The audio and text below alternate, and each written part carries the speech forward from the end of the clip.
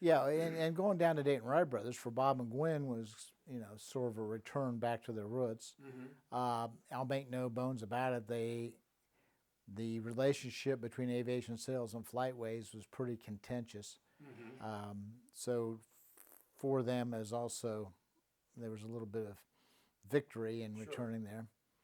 And Now this is different than Sky. Flightways is not Skyways. nope, Different animal. completely different animal. It was a new company formed in '76 by people that flew out off of Dayton Wright Brothers Airport, Montgomery County at the time. And, with the express purpose of, having an FBO there, they got the city to build those buildings, were built by the city for them that are down, that we're in now.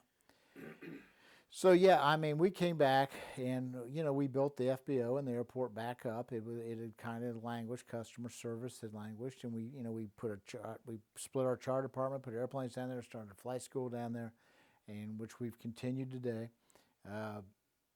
We've gone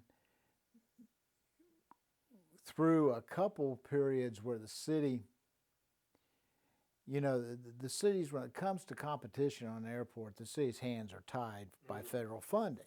But one of the things they've never done is put minimum standards into place on the airport. And the minimum standards simply say that if you're going to operate an FBO, fixed base operation on an airport, you can't cherry pick the things that you want to do.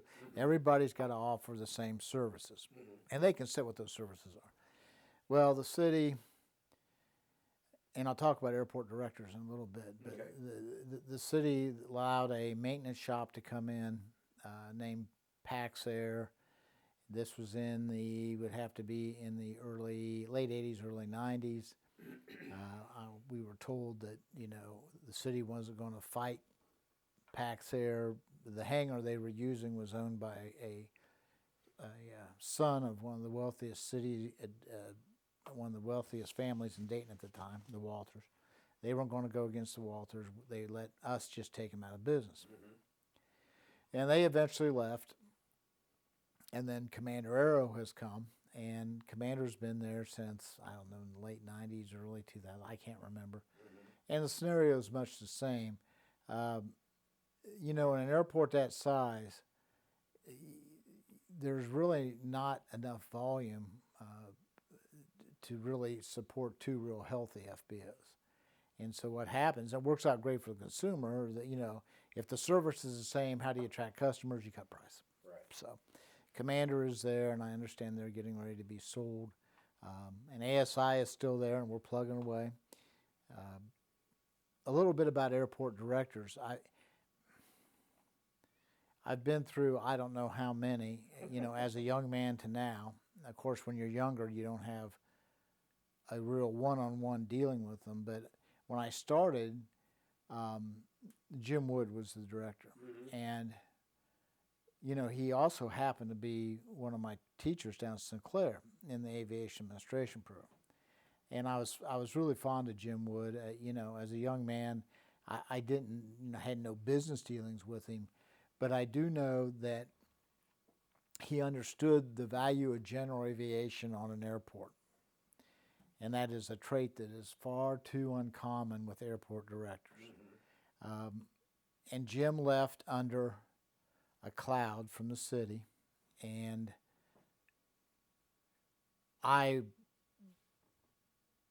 that never changed my thinking about his professionalism and his value as an airport director when it came to giving his ear to the FBOs. And that includes ourselves and, at that time, Ohio Aviation and Wright Brothers Aero. As we moved on through several airport directors, some I don't even remember, some I never even met because they would not make the effort to come over or to go to Dayton Wright Brothers or to come over here to see what we're about. Some were excellent. Our current airport director is Terry Slayball, has an understanding of the FBO business and general aviation as it pertains to the overall health of the airport. He is good. Gene, last name escapes me. Conrad? Yeah, Blair? Blair. Blair Conrad was great too. he had a real interest in general aviation. I was thinking about his son, you know. Yeah.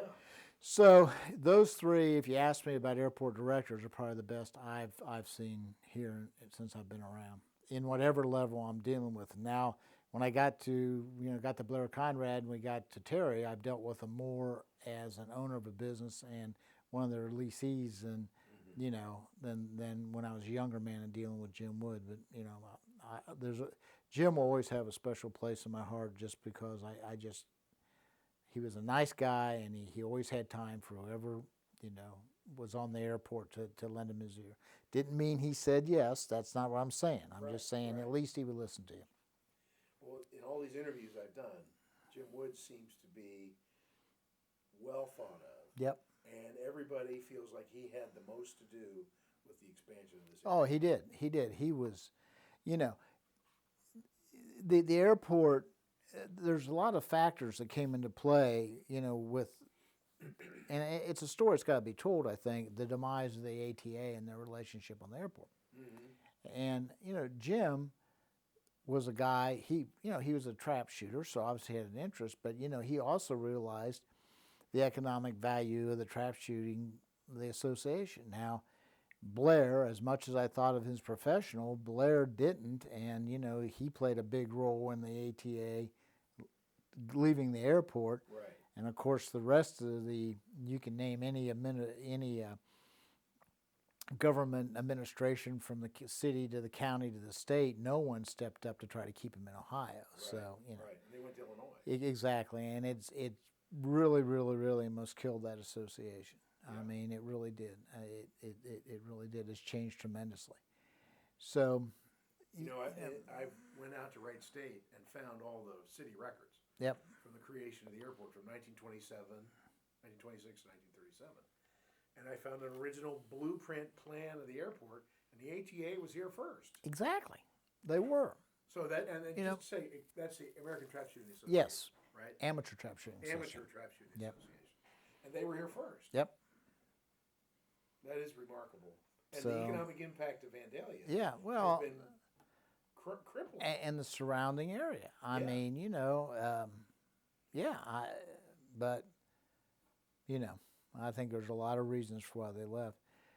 But, moving on through the 80s, by the time we got to about 85, 86, Bob and Gwen had decided to retire, and they sold aviation sales. At that time, they sold it to Roberta and Bill, and then Rick Penwell, my current partner, and his wife. And that relationship lasted about a year. Things changed. Roberta left, and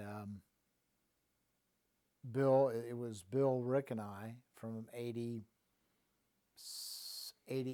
until 98 or 99. Then Bill retired, and we bought him out. So now it's Rick Penwell and I, the owners of Aviation Sales. And really, I think this year or next year we will have owned the company longer than Bob and Gwen did, which I don't know. That's an accomplishment. Yeah, there you go. That's a big accomplishment. Exactly. Yeah. But, you mentioned about the airport changing. It has, and the business has changed so much. The general aviation side of it's changed so much. When I was younger, Cessna, we were a Cessna dealer, and you would get new training airplanes every 2 years or so. You would just, they'd be your sales stock. So what maintenance did you ever have on them? You had your oil changes and your annuals and that sort of thing. They turn over. Well, now Cessna doesn't build light airplanes like they used to. Training airplanes. So the airplanes in our training fleet are basically 1980 vintage.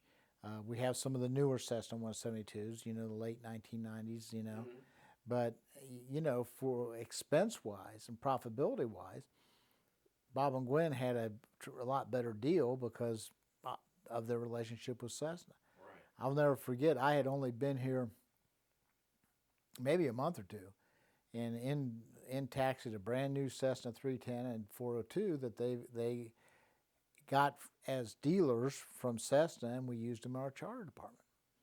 And, I'm sure they were floor planned, and so, they had to pay the interest or whatever and the maintenance. Right.